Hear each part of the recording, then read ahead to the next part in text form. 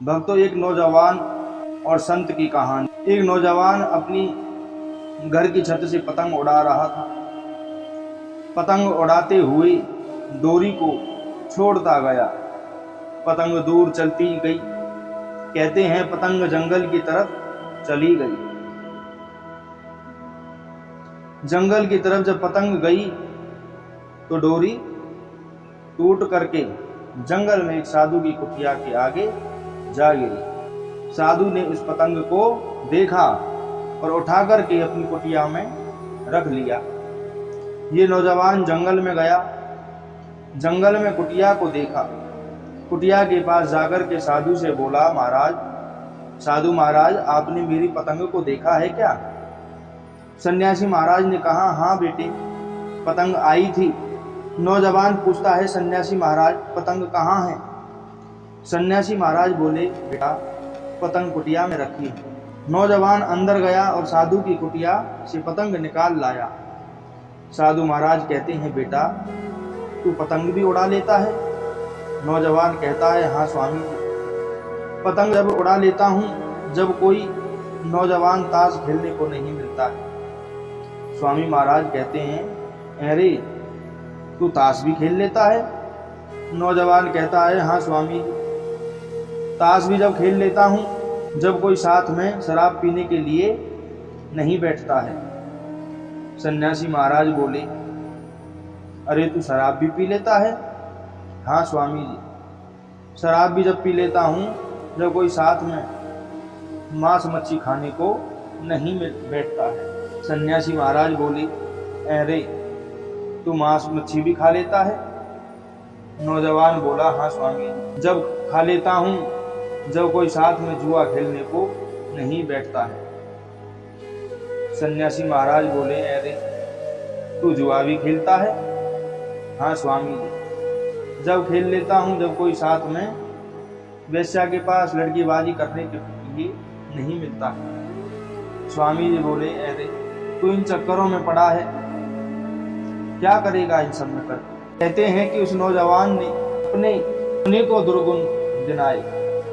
स्वामी महाराज बोले, अरे तुझे परमात्मा ने मानव चोला दिया कि कुछ अच्छा करने के लिए, लेकिन तू तो बुरे कर्मों में फंसा पड़ा है। कहते हैं कि उस नौजवान पर सन्यासी की बातों का असर हुआ और वह सन्यासी महाराज के पास बैठने लगा और योग साधना सीख गया। जब उस नौजवान को 2-4 महीने बीत गए तो वह कहने लगा, सन्यासी महाराज, मेरा घर भी है, मेरी एक माँ है, एक पिता है, एक पत्नी भी है, मेरे भाई बहन भी हैं और एक बेटा है। मैं अपने घर जाना चाहता हूँ और यहाँ तक कि मेरी माँ मेरे बिना रह नहीं सकती, मेरी पत्नी मेरे बिना नहीं रह सकती, मेरे पिताजी तो मुझसे बहुत प्यार करते हैं, मेरी राह तकते हैं, मैं उनसे मिलकर फिर आ जाऊंगा। स्वामी महाराज ने उसको समझाया कि बेटे, इस संसार में कोई किसी का नहीं है, माँ बाप, पत्नी, बच्चे, भाई बहन, कोई किसी का नहीं, केवल तू अपना कर्म अपने आप भोगेगा। नौजवान बोला, ऐसा कैसे हो सकता है? स्वामी महाराज बोले, तुझे विश्वास नहीं है तो परीक्षा करके देख ले। सन्यासी महाराज बोले, तू अपने घर जा कर के कहना कि मेरी तबीयत कुछ ठीक नहीं है, अगर मुझे कुछ हो जाए तो डॉक्टर को मत बुलाना, मेरे गुरुजी को बुला लेना। सन्यासी बोला कि मैं वहाँ पर आऊँगा और तुझे दिखा दूंगा कि कौन किसका साथी है। कहते हैं कि वो सन्यासी महाराज की बात को मान करके वो नौजवान जब अपने घर गया तो माँ बहुत खुश थी, पत्नी बहुत प्रसन्न हुई, पति आया है। माँ ने कहा, बेटे कुछ रोटी खा लो। ये नौजवान बोला, माँ कुछ तबीयत ठीक नहीं है, आज मैं भोजन नहीं करूँगा। माँ ने कहा, कुछ तो खा ले। नहीं माँ, मैं कुछ नहीं खाऊंगा, थोड़ी देर आराम कर लेता हूँ, मेरी तबीयत कुछ खराब है, ज़्यादा खराब हो जाए तो उस नौजवान ने कहा, मेरी तबीयत ज़्यादा बिगड़े तो डॉक्टर को मत बुलाना, जंगल में एक कुटिया में मेरे गुरुजी रहते हैं, उनको बुला लेना। नौजवान इतना कहकर के चारपाई पर चादर ओढ़ करके लेट गया। कहते हैं कि पत्नी उसको जगाने को पहुंची तो उसने उसका हाथ उठाकर हिलाकर देखा तो घबरा गई, क्योंकि नौजवान प्राणायाम योग साधना जानता था। उसने अपनी श्वास को खींच लिया। पत्नी ने हाथ उठाया, हाथ नीचे गिर गया। पत्नी ने जोर जोर से शोर मचाया, देखो माँ ये क्या हो गया। सब परिवार में रोने लगे। इसकी माँ भी जोर जोर से रोने लगी और रोते रोते पड़ोसियों से कहती है कि मेरे बेटे ने मुझसे कहा था कि यदि मुझे कुछ हो जाए तो मेरे गुरुजी को बुला लेना, तो जाओ इसके गुरुजी को बुला लाओ। कहते हैं कि उस नौजवान की माँ के कहने पर गुरुजी को बुलाया और गुरुजी महाराज आ गई।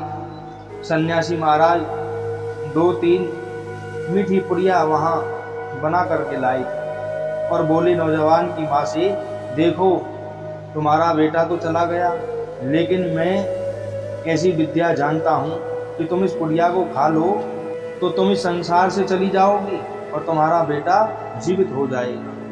नौजवान की माँ कहती है, स्वामी महाराज मैं पुड़िया तो खा लेती, लेकिन मेरी अवस्था क्या है तुम खुद ही देख लो।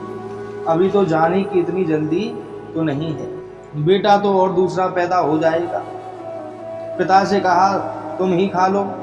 पिता बोला, स्वामी जी आप पत्रा पंचांग, यदि मैं कोई दूसरा बेटा हो फिर ऐसी दिक्कत की कोई बात नहीं है। कहते हैं जब पत्नी से कहा तुम ही खा लो तो पत्नी बोली, स्वामी महाराज अभी मेरी उम्र ही क्या है, शादी तो दोबारा हो जाएगी, शादी के बाद पति भी आ जाएगा।